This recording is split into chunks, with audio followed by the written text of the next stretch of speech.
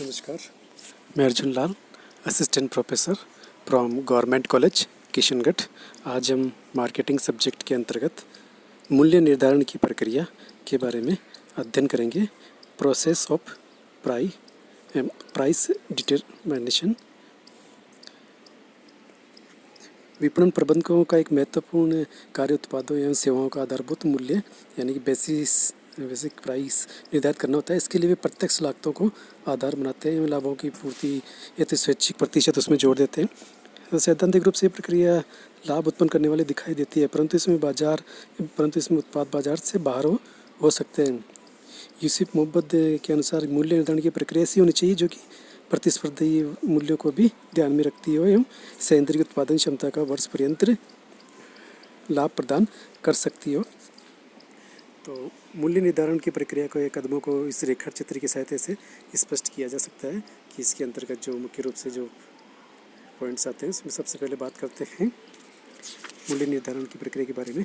उत्पाद की मांग का अनुमान लगाना।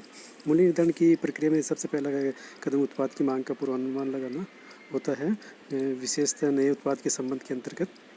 तो उत्पाद की मांग का अनुमान लगाने के लिए कुछ दो प्रमुख कार्य करने होते हैं। पहला, ग्राहकों द्वारा उत्पाद के संभावित मूल्य।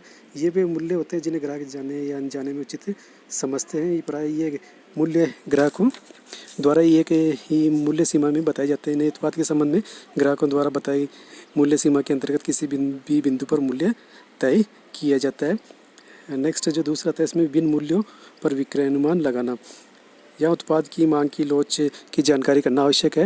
यदि उत्पाद की मांग लोचदार है तो बिक्री बढ़ाने एवं लाभों को अधिकतम करने के लिए उसका मूल्य कम रखना चाहिए। इसके विपरीत यदि उत्पाद मांग की लोच बेलोच है तो उत्पाद का मूल्य कम रखने पर भी उसकी बिक्री की वृद्धि की जा सकती है। जो मूल्य निर्धारण में जो मूल्य निर्धारण की जो प्रक्रिया में जो दूसरा कदम आता है वो आता है प्रतिस्पर्धी प्रतिक्रिया का अनुमान लगाना एवं प्रभावों का विश्लेषण करना। मूल्य निर्धारण की प्रक्रिया में दूसरा कदम प्रतिस्पर्धी प्रतिक्रिया का अनुमान लगाना आवश्यक हो जाता है एवं उनके प्रभावों का विश्लेषण करना आवश्यक हो जाता है ताकि उपभोक्ताओं को आकर्षित किया जा सके। लेकिन वास्तविक प्रतिस्पर्धा के समान एवं स्थापन उत्पादों के कारण ही होती है। इसके अतिरिक्त प्रतिस्पर्धा सामान्य एवं गलाघोट हो सकती है। गलाघोट प्रतिस्पर्धा की दशा में प्रतिस्पर्धी अपने उत्पादों के मूल्य को बहुत घटा देते हैं और कभी कभी तो वे संपूर्ण मूल्य संरचना में परिवर्तन कर देते हैं। इसी दशा में उनकी प्रतिक्रिया का अनुमान लगाना आवश्यक हो जाता है। मूल्य निर्धारण की जो प्रक्रिया उसमें तीसरा आता है बाजार अंश का निर्धारण। मूल्य निर्धारण की प्रक्रिया में तीसरा कदम बाजार अंश या भाग का निर्धारण करना होता है। यहाँ बाजार अंश या अभिप्राय उत्पाद की कुल मांग की उस भाग से है जिस पर निर्माता विक्रेता नियंत्रण करना चाहता है। बाजार अंश बनाए रखने उसमें वृद्धि करने वाले उद्देश्यों से प्रभावित निर्माताओं के उत्पाद मूल्य समान नहीं होते हैं। तो मतलब बाजार अंश का निर्धारण करते समय कुछ बातें ध्यान रखनी चाहिए, जैसे उत्पादों का संभावित मूल्य क्या है, और बाजार को प्रभावित करने वाले घटक कौन से हैं, जैसे उत्पाद की प्रकृति, उत्पाद क्षमता मूल्य निर्धारण का जो चौथा कदम आता है, मूल्य निर्धारण की प्रक्रिया का जो चौथा कदम है वह मूल्य निर्धारण के उद्देश्यों का चयन करना। मूल्य निर्धारण की प्रक्रिया में चौथा कदम मूल्य निर्धारित क्यों किया जाता है, अर्थात कौन कौन से उद्देश्य हैं।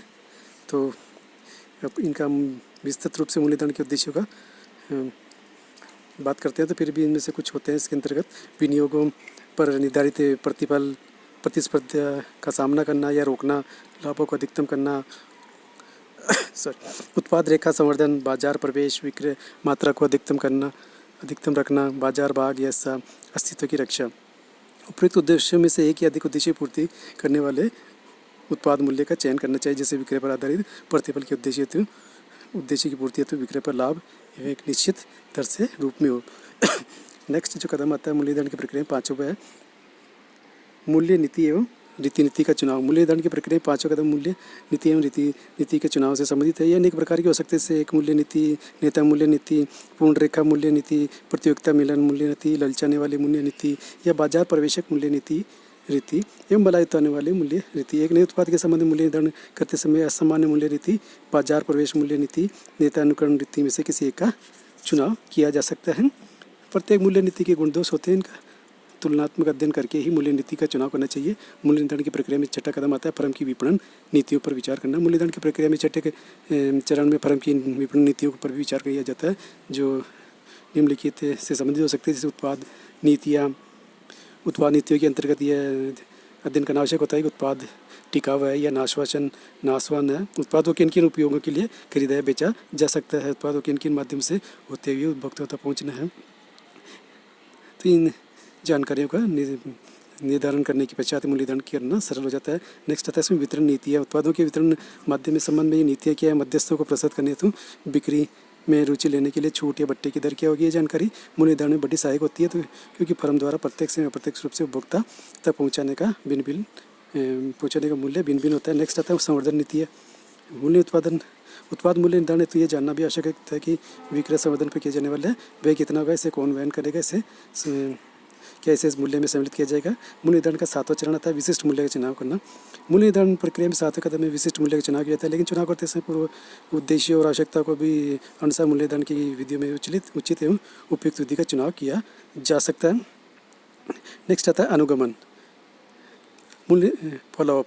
मूल्य निर्धारण की प्रक्रिया में अंतिम कदम में यह देखा जाता है कि चयनित विशिष्ट मूल्य को लागू अर्थात अनुगमन किया गया है या नहीं। इसके लिए निर्धारित मूल्य को मूल्य सूची प्राइस लिस्ट पर चढ़ाया जाता है, लेकिन मूल्य सूची पर चढ़ने के पश्चात या पूर्व में उस मूल्य पर संबंधित पक्षकारों की प्रतिक्रिया जाननी चाहिए। इसके लिए विभिन्न पक्षकारों जैसे संस्था के विक्रेताओं, मध्यस्थों, उपभोक्ताओं आदि से निरंतर संपर्क बनाए रखना चाहिए। उपयुक्त समय आने पर उस मूल्य में संशोधन एवं परिवर्तन करने पर विचार करना चाहिए। तो आज की क्लास में हमने अध्ययन किया कि मूल्य निर्धारण की प्रक्रिया के कौन कौन से चरण होते हैं। आज की क्लास में इतना। नेक्स्ट क्लास में नेक्स्ट टॉपिक के बारे में चर्चा करेंगे। Thank you.